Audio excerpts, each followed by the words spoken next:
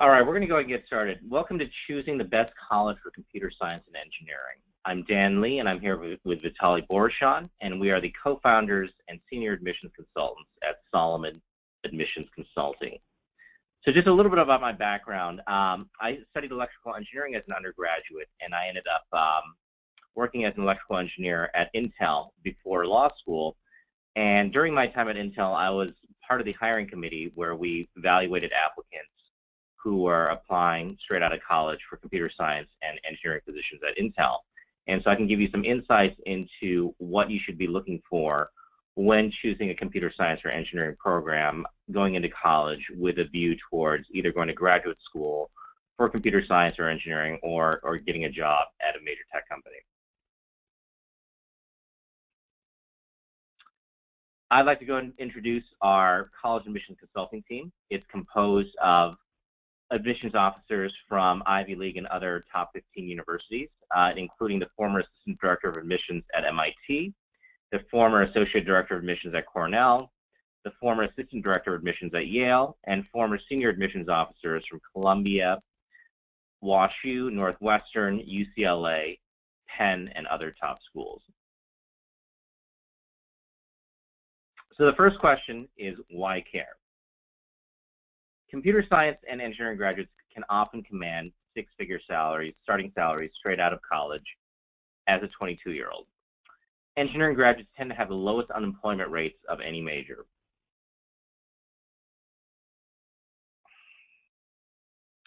So how do blue-chip tech companies like Google and Intel recruit? There's a famous saying among engineers, and especially engineers who do hiring, because when you interview at a tech company, the people who interview you are computer scientists and engineers, and that saying is, quote, engineers don't respect Harvard engineering, unquote. And so basically what that means is, number one, engineers respect your ability over your pedigree, and so they would much rather take, in most cases, they would much rather take somebody from a lesser-known school who's excellent at programming and what they do over someone from a much better-known school overall that may not necessarily be as knowledgeable at what they're doing, you know. The other thing to keep in mind is that engineers don't respect the ranking of the particular engineering program, such as the computer science program or the electrical engineering program. They don't really respect the overall prestige of the school if the school does not have a highly rated computer science or engineering program. So when you interview for a job at a major tech company, the people who evaluate you are engineers and computer scientists. So the interviews tend to be very technical in nature.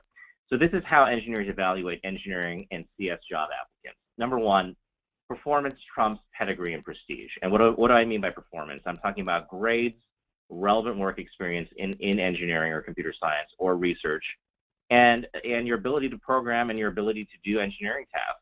And so, you know, I mean, engineering hiring is very unlike investment banking and law, where it's all about where you went to school. Engineering hiring, it tends to be all about ability over where you went to school. The second thing to keep in mind is that engineers follow the U.S. News rankings for computer science or the specific engineering discipline that they're hiring in, such as mechanical engineering or biomedical engineering. And engineers, when they hire, they don't follow the overall prestige rankings necessarily that are not related to engineering discipline. That being said, I mean, there are exceptions to the rule. I mean, for instance, if you go to Williams College, which is a top 3 liberal arts college, a good number of Williams College computer science grads end up working at Google.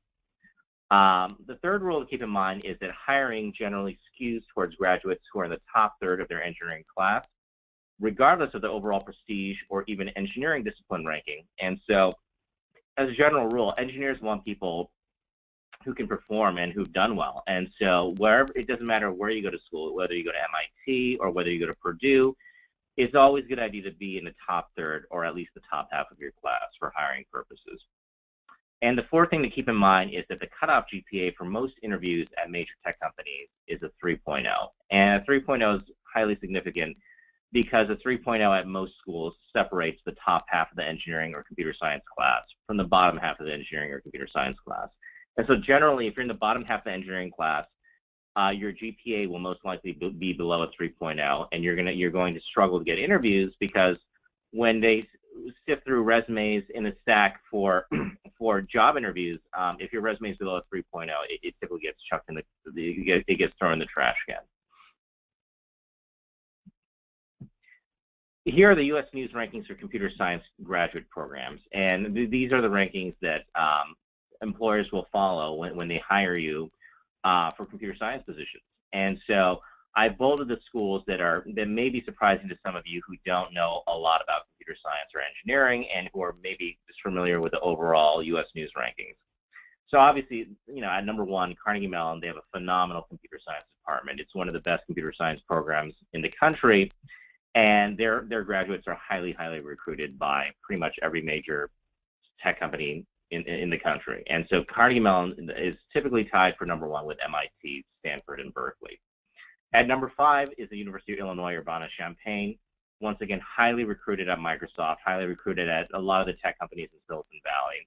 Electrical engineering and computer science graduates from Illinois, Urbana-Champaign are among the most highly recruited in the country. And so that's once again an example of a school that's not necessarily in the top 20 overall, but whose CS and engineering graduates are, I would say, in the top 5 in terms of recruiting. Another school that may surprise people is the University of Washington, ranked at number 6. When Microsoft hires, Microsoft is in the Seattle area, and the University of Washington is in Seattle as well. A lot of recruiting tends to be regional, and so if you look at the incoming hiring classes for computer science at Microsoft and at Amazon.com, which are both based in the Seattle area, the largest number of computer science graduates will actually be from the University of Washington, not from Stanford or Caltech or MIT. UT Austin at number 9, University of Wisconsin-Madison at number 11, another excellent CS program. And at number 15, both the UC San Diego and the University of Maryland at College Park, which is where Sergey Brin, who's the co-founder of Google, went to college. Here are top schools that blue chip tech companies hire computer science graduates from. Obviously, they hire outside these schools, but these schools in particular tend to send a disproportionately large number of their computer science graduates straight to these companies. Facebook is Stanford, Berkeley, and MIT. Google is Caltech, Carnegie Mellon, Stanford, Berkeley, and University of Illinois Urbana-Champaign. And once again, notice how hiring follows the computer science rankings and not the overall U.S. News rankings. I mean, you don't see a Brown or Dartmouth in there, which are excellent overall schools, but who have much weaker computer science programs. Microsoft is University of Washington, University of Illinois Urbana-Champaign, and Carnegie Mellon. Amazon.com is University of Washington, Stanford, and MIT. And Apple is Stanford, Caltech, MIT, and Harvard. Now let's go through a hypothetical hiring scenario. Let's say there are 3 different students who are graduates of computer science. One from Stanford, which is a top 5 overall school and a top 2 computer science program. One from UC Berkeley, which is a top 5 computer science program and a top 25 overall school. And one from UC San Diego, which is a top 50 overall school and a top 20 computer science program. So let's say they're hypothetically competing for the same job at a major tech company. So in the first scenario, we have 3 job candidates. The first one is in the top third of their class, of their computer science class at Stanford. Second student is in the top third of their computer science class at UC Berkeley. And the third student is in the top third of their computer science class at UC San Diego. So in scenario number 1, all 3 of them would get an interview. And at that point, it would be irrelevant whether they went to Stanford or UC San Diego or UC Berkeley. Whoever impressed the interviewers the most at that point would get the job, because once you get the interview, your grades and where you went to school are kind of irrelevant. Scenario number 2 is one where we have three job candidates. An applicant who is in the middle third of their computer science class at Stanford, an applicant who is in the middle third of their computer class at UC Berkeley, and the applicant who is in the middle third of their class at UC San Diego. So the person in the middle third of the class at Stanford would get an interview. The person in the middle third of the class at UC Berkeley may or may not get an interview, depending on where in the middle third they are. Once again, if you're in the bottom half, which is below 3.0, you most likely will not get an interview unless you have some sort of inside connection or leg into the company. And the person in the middle third of the class at UC San Diego may or may not get an interview as well, depending on where they are in the middle third of their class. The scenario number 3 is 3 students, the one in the bottom third of the class at Stanford for computer science, second one in the bottom third of the class for computer science at UC Berkeley, and the third student in the bottom third of the computer science class at UC San Diego. So in this scenario, because Stanford has phenomenal grade inflation, being in the bottom third of computer science at Stanford often means that you have above a 3.0 GPA. The Stanford student will still get an interview. The student in the bottom third of the class at UC Berkeley has a sub 3.0 GPA and will not get an interview. And the student in the bottom third of the class at UC San Diego also has a sub 3.0 GPA and also will not get an interview. Here are considerations for graduate school studies in computer science and engineering. Now, the first consideration is that graduate schools look at the U.S. News ranking of the engineering discipline you're applying to. So, for instance, if you are applying for a master's or PhD program in computer science, and let's say that you study computer science as an undergraduate at MIT, Stanford, Berkeley, or Carnegie Mellon, they're going to give you a little bit more leeway in terms of grades because you came from such a highly ranked computer science undergraduate program. The second thing to keep in mind is that undergraduate research and publication are paramount. So you want, if you're looking at getting either a master's or a PhD in engineering or computer science, you want to pick an undergraduate institution that does a lot of research in computer science and engineering, and it has a wide range of different areas of computer science that the research is conducted in. Because when you apply to graduate school, they're looking for people who've done highly specialized research in one small area. And so the more specialized you can be, the more attractive you are. The third thing to keep in mind is that professor letters of recommendation, especially from your research advisor, are critical in addition to grades. They really, really look for strong recommendation letters. And this could be an advantage if you're going to a smaller school that has much smaller classes and where the professors really get to know you, as opposed to if you're at a very large school where you're often stuck in large lecture halls, like at a place like Berkeley, and it's much more difficult to get to know your professors. So at Solomon Admissions Consulting, we provide one-on-one college admissions counseling with former Ivy League and other top 15 admissions officers, and so we help you out with every aspect of the application. It's comprehensive. So we help you out with your personal statement, including topic outlines and suggestions from former admissions officers who know exactly what the top schools look for in the personal statements. We also help you out with strategic positioning consulting, advising you on how to stand out from the rest of the class, and that's also done by former admissions officers. We help you out with supplemental essays. For instance, if you want to apply to Stanford, they have 3 main supplemental essays. The first one asks you about intellectual vitality. The second one asks you to write a note to your roommate, and the third one asks you what matters to you and why. And so those, supplemental essays like that have to be answered correctly in order for you to have a good shot at getting in.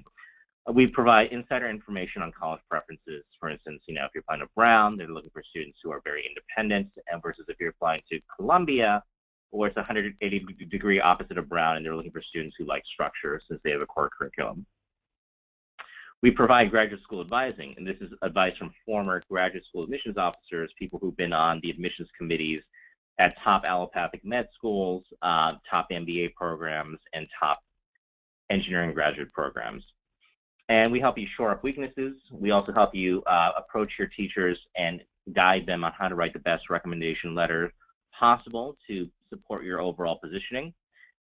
We provide consulting on extracurricular activities, and that has a lot to do with your positioning, figuring out who you're going to be in the class that no one else can be. We also help you with mock interview coaching, and we provide advice on financial aid as well. Here are the 2014 average acceptance rates. So in the third column is the average acceptance rate at top schools from last year, and in the fourth column under Solomon Admissions is our acceptance rate. So we typically get people into the top schools at anywhere from double to triple, in some cases quadruple the average acceptance rate. A lot of that has to do with our former admissions officers doing the consulting and guiding you strategically on what majors you should check, what you should write your main application about, and kind of what you should really identify as the overarching themes of your application to make you stand out. So for instance, last year The acceptance rate at Cornell was 14%. 40.9% of the students we worked with got into Cornell. The acceptance rate last year at MIT was 7.7%. 21.1% of the students we worked with got into MIT. The acceptance rate last year at Stanford was 5.1%. 23.1% of the students we worked with got into Stanford. The acceptance rate last year at UC Berkeley was 17.3%, and 35.1% of the students we worked with got into UC Berkeley. And a good number of those were who got into Berkeley were students who got into electrical engineering and computer science at Berkeley, which is the hardest major to get into. If you have any further questions, feel free to contact us by email or by phone. You can reach me at dan.lee@solomonadmissions.com, or you can reach Vitali at vitali.borshan@solomonadmissions.com.